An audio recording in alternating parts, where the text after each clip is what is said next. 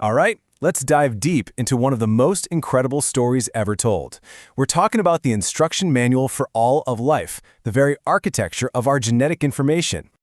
I mean, think about that for a second.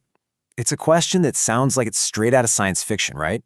How can one tiny, microscopic cell possibly hold the complete blueprint for something as ridiculously complex as a giant redwood tree, a blue whale, or even you? Well, that's exactly the puzzle we're going to piece together today. Okay, so to wrap our heads around this, we're going to use a really simple analogy that works perfectly. I want you to think of your genetic code as the master blueprint for a massive, unbelievably complicated building. And, every building needs workers to actually build it. We'll get to them in just a bit. First things first. Where would you keep a priceless, one-of-a-kind master plan?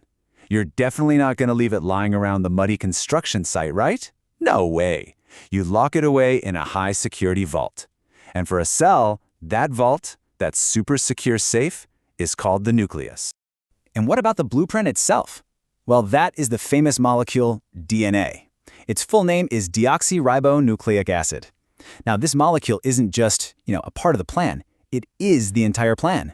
Every single instruction for building and running the whole organism is written right here in this incredible code. So, what makes DNA so perfect for this job? Well, a few things. It's unbelievably stable. It's designed for long-term storage, for the long haul. The fact that it's made of two intertwined chains makes it really tough and resilient. And of course, keeping it locked away in the nucleus protects it from damage. This is the pristine, original, unchangeable copy. Okay, so now let's zoom in, like way in. Let's take a closer look at the physical structure of this blueprint. What does this amazing molecule actually look like up close? You know this shape. Of course you do. It's one of the most famous images in all of science, the double helix. It looks just like a twisted ladder, and this incredibly elegant design is the absolute key to how it stores so much information so efficiently. So this ladder has two main parts. The long twisting sides, they're like the rails of the ladder. They provide the structure and support, and we call that the sugar phosphate backbone. But the really important part, the part where the actual information is, that's in the rungs that connect the two sides. These rungs are made of pairs of chemicals called nitrogenous bases. And those rungs, well, that's where the secret code is actually written. See, if DNA is an instruction manual, then these bases are its alphabet. And what's amazing is that the language of life is written with just 4 letters. That's it. So meet the alphabet: adenine, guanine, cytosine, and thymine. And honestly, we usually just call them by their initials, A, G, C, and T. Every single instruction for life, everything that you are, is written in a unique sequence of just these 4 simple letters. But these letters can't just pair up randomly. Oh no. There is a super strict, totally unbreakable rule here. It's called complementary base pairing. As you can see, adenine on one side of the ladder will always pair up with thymine on the other side, and cytosine will always pair with guanine. This rule is non-negotiable, and it's the secret to how DNA can be copied with almost perfect accuracy. So here's the absolute key takeaway. It's the order of the letters that matters. A sequence that reads ATTGC means something totally different from a sequence that reads CGTAA. It's this precise sequence, this specific order that spells out everything from the color of your eyes to how your body fights off a cold. Okay, so we've got a problem. Our master blueprint, our DNA, is locked up safe and sound in the nucleus. But you can't build a skyscraper from an architect's office across town, right? You need to get the plans to the actual construction site. But you can't risk the one-of-a-kind original. So what do? You make a photocopy. And in biology, that working photocopy is RNA, or ribonucleic acid. Think of RNA as a temporary disposable copy of just one small section of the giant DNA blueprint.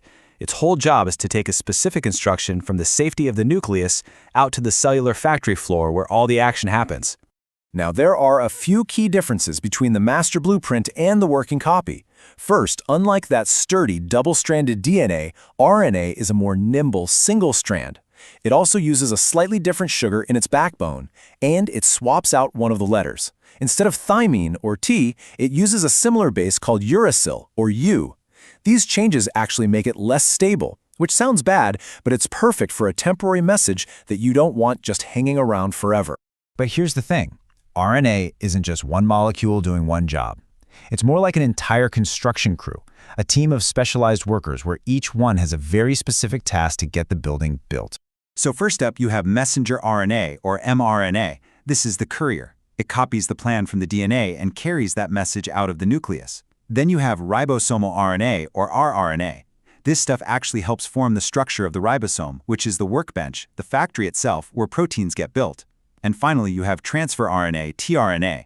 This is the transporter. It reads the instructions on the mRNA message and brings the right raw materials, in this case amino acids, over to the workbench to be assembled.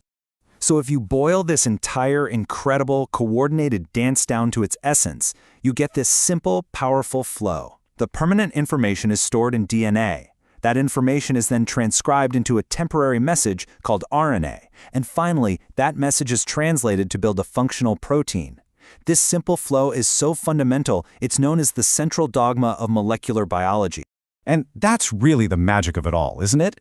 This elegant system is how an abstract, invisible code written in a chemical alphabet gets turned into the real, physical stuff of life.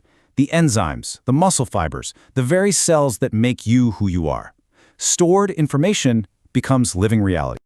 This is the fundamental software that has been running life on Earth for billions of years. And now, for the first time in the history of our planet, we are beginning to understand it so deeply that we can actually start to edit it. Which leaves us with a huge, profound question to think about. What happens when we learn to rewrite the code of life itself?